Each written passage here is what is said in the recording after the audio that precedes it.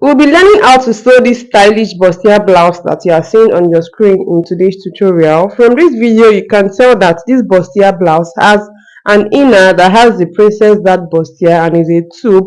But the one I'll be making in this video will not be having inner like that because the person I'm making it for does not want a Princess Dart Bustier inner like this. She wants to be wearing singlet inside. So it's just going to be a Princess Dart Bustier blouse without lining, like a transparent lace Princess Dart Bustier blouse. And this tutorial is in two parts. This is the part 2. I've uploaded the part 1 already, which is the cutting tutorial, and this is the sewing tutorial. So continuing from where I stopped in the part 1, to start sewing the back panel, I had to cut facing first. For the neckline, I cut a short facing and then I proceeded to turning the neckline. I turned the neckline with hemming gum so that after pressing, the facing will stick down, as in gum down to the lace. So I turned for both sides of the back panel. In case you've not seen the part 1 of this tutorial, which is the cutting tutorial, you might need to check it out so that you understand better where I am coming from.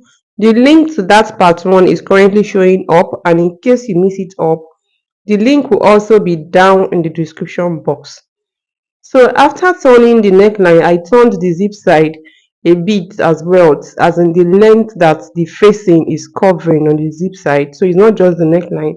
I turned the neckline, and as I turned the small length that the facing is covering on the zip allowance side as well. So the next I did after turning the neckline was to join the down of the blouse. I added to the length of this blouse, I added 2.5 inches to the length. If you don't understand this part, please, I would suggest that you watch the cutting tutorial so that you will understand. So to join this part, the part where there is no edge on the blouse, I'm going to be joining right side facing right side. But the part where there is edge on the blouse, before this extension, I'll be putting the extension underneath it and just sewing the blouse on top of it. So you can see where I stopped my sewing for now. Then I'll top stitch on top of it and continue sewing. I'll just sew the part where there is edge on the blouse on top of the 2.5 inches extension, so that towards that side it will be like there are 2 layers of edge, and towards this side it will be just one edge. I don't know if my explanation is clear. So I did this to the both back panels, and after this I proceeded to join the yoke for the front to the front neckline. So I joined the yoke at the front, which is like the v-neck, and the next I did after this was I top stitched. After joining this yoke, I top stitched it neatly so that it will relax very, very well. Then when I was done with joining the yoke to the neckline, I proceeded. Please, when you want to top stitch at this point, make sure that you are at the tip as much as possible, that your top stitching is almost not showing. Like, even when they look closely, your top stitching is almost not showing. So this is the neckline when I was done joining and top stitching. The next is to join the 2.5 inches to extend the length to the down at the front panel as well. So the first thing I did was to locate the middle. I folded the front into two. I marked the middle. I cannot notch at this point, so I can't notch because of the edge. Then I had to locate the middle of the other side as well, and I pinned middle to middle. Then I'll join the same way I joined the back. You can see where I stopped my joining, so I won't be joining that part. I'll go to the other side and I'll join right side facing right side. Then I'll top stitch and extend my sewing to the middle and then to the other side, so that towards the middle it will be like 2 layers of the edge, and to the sides it will be like just one layer of the edge. It's now time to fix zip. I always love to fix my zip with measurements. This helps me to eliminate the zip bulge that is always at the back of some outfits. Even if I already eliminated it, I cut it out when I was cutting this blouse. That's one of the reasons you should see the cutting tutorial, which is part 1 of this video. Don't forget that the link to it is down in the description box. So I measured 1.5 inch, which is the sewing allowance. Then from there, I divided our bust by 4 and I marked it on the zip side. Then on the waistline, I measured our sewing allowance, which is 1.5 inch, and then I divided our waist by 4. I marked that on the zip side. So anywhere the measurement falls is where you will be fixing your zip. Trust me when I tell you that this method helps to eliminate zip bulge. Even if at the point of cutting your outfit, be it a blouse or a dress or a jumpsuit, whatever, as long as there is zip at the back, even if at the point of cutting you did not cut the out inches that you're supposed to cut out to eliminate the zip bulge, you can still fix it at this point. You can still get rid of the zip bulge at this point. Just make sure that you fix your zip with measurement. Even if who you are sewing for has the same measurement with bust and waist and hip and everything, use this method to fix their zip. You will see that the zip will not bulge on their back. It just lie flat and follow the person's shape regardless of how the person's shape is. So the next I did was to join the shoulder line. No, there's no facing at the front. It's only the back that has facing. So I used the back facing to turn the shoulder line. I turned the shoulder line for both sides.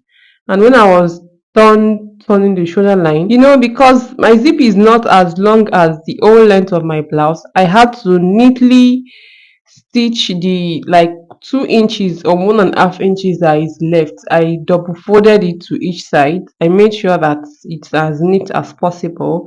And it is now time for me to shape my blouse. So I love to start my shaping like I folded that part, is what I'm trying to say.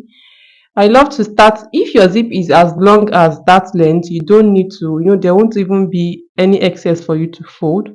So I love to start my shaping from the back because the zip helps me to know the middle of my blouse. So I divided that measurement by 4. You can either place your tape rule this way or you start by placing one on the zip side. If you've placed your tape rule this way, you can mark both sides at the same time so that when you are done stitching one side, you just stitch the other side without measuring. But if you've placed your one starting from the zip, you have to measure to one side, shape it first, and flip it back to the other side and start measuring again and shape the other side.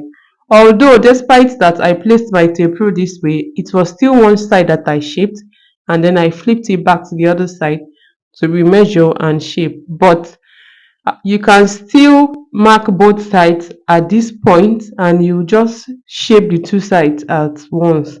I do it and it works perfectly too. So I flipped it to the other side. I divided my measurement by 2 now, no longer by 4.